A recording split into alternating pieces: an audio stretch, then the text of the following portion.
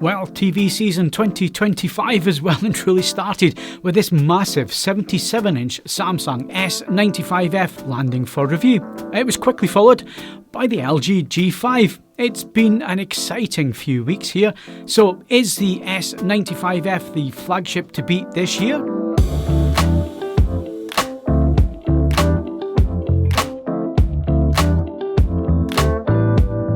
Hello and welcome back to the channel, and this is the first time I've managed to get a 77-inch TV into our brand new testing room, and we'll tell you more about that in the next few weeks. It's been a long project, it's taken over a year, but finally it's almost done just before new TV season starts. So we'll tell you a lot more about this new testing room and all the things that we can do in here, like I say, in the next few weeks. So the Samsung S95F is the latest flagship QD-OLED TV from the company, but the 83-inch model will not have a QD-OLED panel, so you need to be aware of that if it's important to you. We would like Samsung to be a little bit more transparent with regards to the panels that will be in their OLED models this year.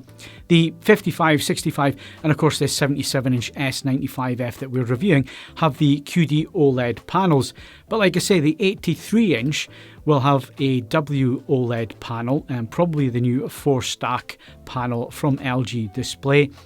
And the other TVs in the Samsung OLED lineup, like the S90 and S85 and so on, they will be a mix of panels as well. So we do want a little bit of transparency from Samsung.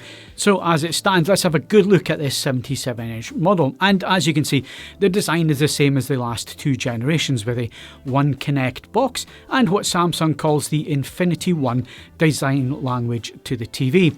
This makes the S95F an excellent TV for wall mounting, as the One Connect box only uses the one cable from that box to the TV. So that makes wall mounting incredibly easy. All your sources go into the One Connect box. And when this TV is stand mounted, you need to also be aware that at 77 inches it's rather large and it does wobble on the stand. It's not dangerous in any way, it just moves around when it's touched, and it can look a little bit on the sketchy side. The flip of that, of course, is that the ultra-thin panel looks amazing on the stand as it appears to hang in the air, especially when the lights are off. The 77-inch size does also add an extra dimension to things when you're watching films. It really gives you that cinematic, immersive look.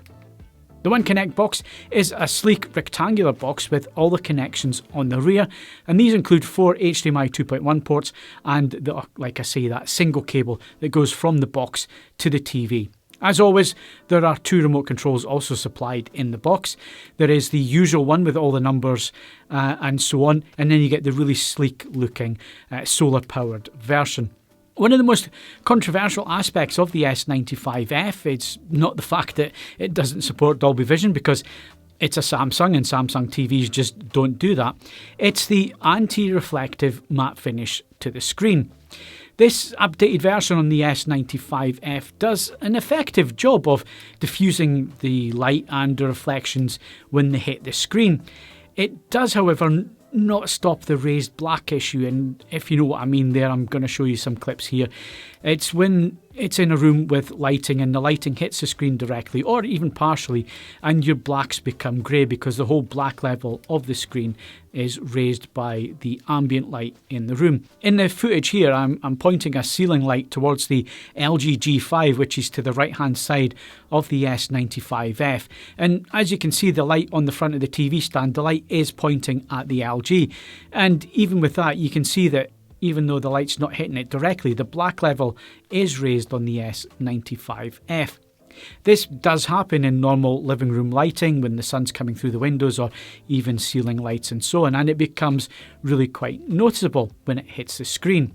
However, I didn't see any issues with this coating during darkroom viewing when compared side by side with the LG G5. Get it in the dark where there's no lights, no reflections and so on. It does look incredibly good, and you can't notice that screen coating at all. However, when you do start to add a little bit of ambient light, you're faced with either the reflections that are on the G5 because it has that mirror-like finish, although it does have a much better filter on there this year that does get rid of some of the reflections and some of the light bounce. It's glossy looking and you get the glossy blacks compared to the matte finish and no reflections on the S95F. As I watch TV in a dark or dim room, I'm usually watching films and so on, this just wouldn't annoy me at all because it wouldn't have an impact on my viewing. But if I was viewing in a room that had more light or strong daylight, then it might become an issue. And it's one of these things that's going to be for buyers to decide whether you like it or not. It's going to be really a personal preference thing. And of course, based on the type of room that you're going to be using and the lighting in that room. Right, so now that that's out of the way, let's get stuck into some measurements and results. If you want to deep dive, then please head over and read the review on AVForums, where you can see a lot more of the graphs and the measurements that we take. With SDR content, the out-of-the-box filmmaker mode preset on the S95F is relatively accurate, but there is a slight excess of red in the grayscale. This is noticeable in content as our delta E errors exceed the visible threshold of 3. Additionally, gamma is also tracking just slightly dark from 10 to 80% stimulus. The Rec. 709 saturation chart shows that the colour points are shifted towards red, with the slight hue errors in green, magenta and yellow, and with oversaturation of red and blue. And this is due to the visible red push that we observed in the grayscale. As an out-of-the-box preset, Filmmaker Mode is by far the most accurate to the standards without any professional calibration. And talking about calibration, it's possible to get very accurate reference level grayscale results on the S95F with delta E errors at 0.3 on average, with no red push or other errors seen on the chart. This doesn't mean though that there are no errors with red. As you can see in the Rec. 709 tracking, we still have a recorded oversaturation of red and blue, but the hue issues that we saw in the last CIE chart, they're now resolved thanks to the white balance correction in the grayscale. So with TV and film content, there is still a very faint red push visible within that content, but overall the S95F is accurate following calibration and it does look pretty sublime. Of course, with the latest version of the QD-OLED panel and the enhanced EL layer, HDR performance is very much improved over last year's S95D. The Samsung S95F measures 2174 nits on a 1% window, 2172 at 2%, 2177 at 5%, and on an industry standard 10% window, it measures 2170 nits. When you compare that to the S95D from last year at 1597 nits on a 10%, this gives you an indication of the improvement in the EL layer that's used in this year's panel, and of course the benefits of that. Full screen brightness at 100% measures 401 nits, and again this is a massive jump up on last year's 291 nits on the S95D, and this is in the accurate HDR filmmaker mode. Again, I need to point out that peak brightness is only one factor to take into consideration when you're assessing HDR performance. It should also be noted that the S95F will go much brighter in other HDR picture presets, but here we're only interested in accurate image quality to the standards at AVForums. The PQ EOTF tracking to the ST2084 standard within HDR filmmaker mode at 1000 nits looks very decent, with just a slight over brightening on the standard tracking. Wide colour gamut performance was also good, but that red push in the grayscale is also present here, with red oversaturated to the standard points. This also slightly pulls over the other colours towards red, and green can't quite match the full P3 gamut size. We measured BT 2020 at 86% XY and 92% UV, with P3 coming in at 100% XY and 100% UV. For 2025, we're introducing colour volume measurements taken using Kalman. Now, this is not an easy parameter to measure or display within a room. There are quite a few ways to measure it. However, the Gamut Rings system is probably the most intuitive way to try and show what is going on, as well as percentage measures that include colour brightness to give a better idea of how a TV performs, rather than just relying on the 2D graphs that ignore this important factor. As expected, the S95F manages to cover the entire Rec 709 colour gamut, including volume. With P3, there is a 97.4% total colour volume coverage.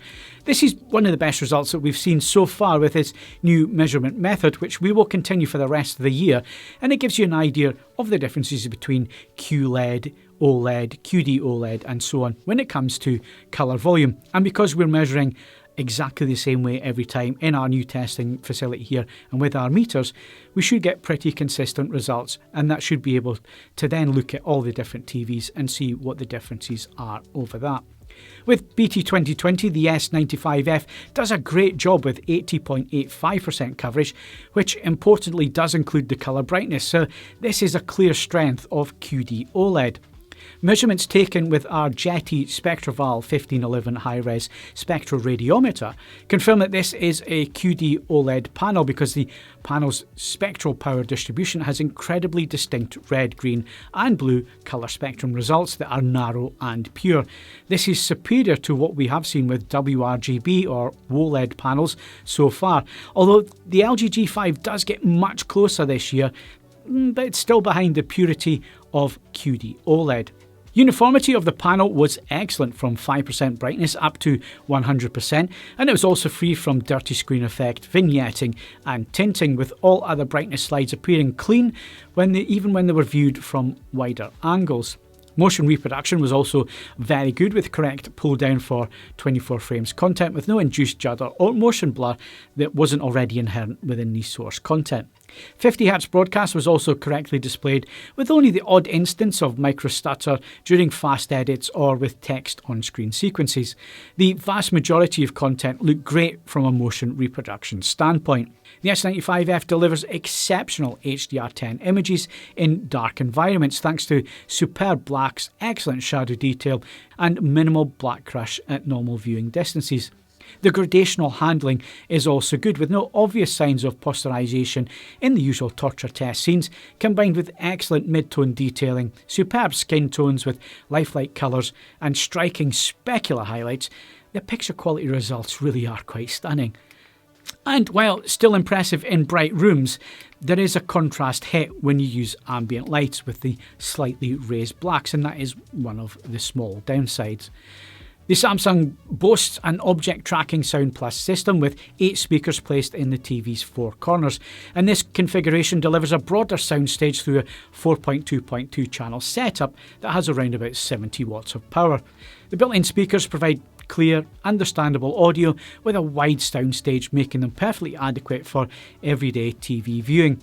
However, if you're a film fan like me, then film playback at higher volumes does lack that bass weight and it can sound a little bit distorted. So if you frequently watch films, you may want to consider adding a soundbar, or if you're going to buy the S95F, look out for a deal where they bundle in one of the 990 soundbars with the rear speakers and so on. That would get you such a great system if you can find a deal like that.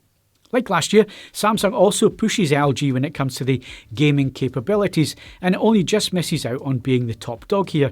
You'll find 4 HDMI 2.1 ports and the ability to run a maximum of 4K 165Hz with an advanced gaming PC, and you also have super wide game view, which helps with those really wide aspect ratios for PC gaming.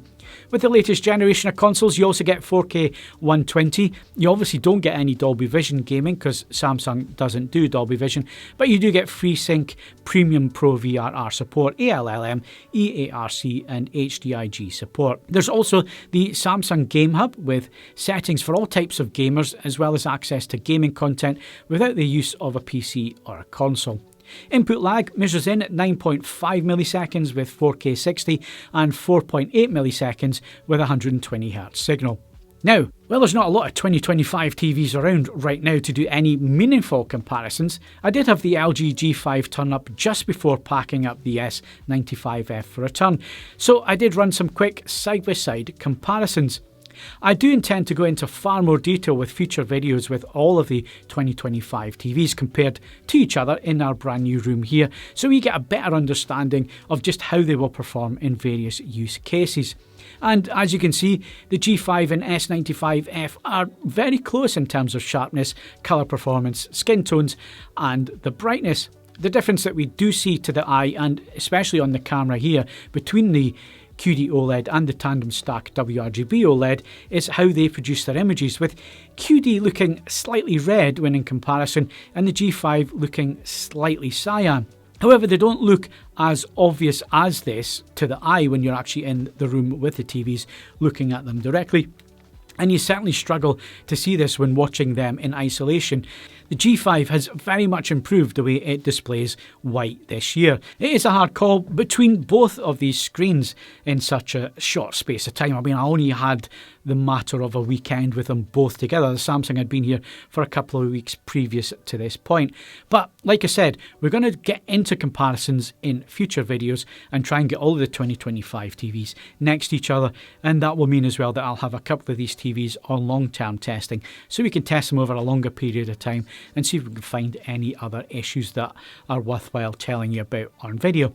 The Samsung S95F TV offers flagship design and performance at a very reasonable price, making it a top competitor in the market this year. So while it lacks Dolby Vision support, it does excel in picture quality for both SDR and HDR content, boasting impressive dynamic range, huge peak brightness, and of course that colour volume advantage. It also features a user-friendly smart TV system with a wide selection of apps, good sound quality, and of course the convenience of wall mounting with that One Connect box.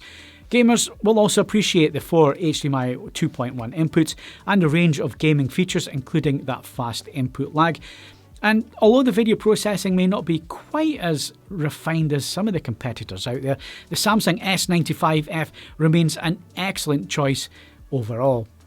If you've enjoyed this video and if you're looking forward to seeing some of the comparison reviews that we're going to do over this year, and of course our new testing facilities here, we're going to deep dive into those. We're going to show you how we designed it right from the start on a piece of paper, right through to what we have now in terms of the way the room's set out, the acoustics, the walls, the way that everything's been done to make the experience spot on and to make testing incredibly easy. Then all of those videos are coming up, so please do subscribe to the channel. It does help us. It gets our videos out in front of a new audience. And if you've enjoyed this video, then please do give it a like. I'm Phil Hinton. Thank you very much for watching, and we'll see you in the next one. Goodbye.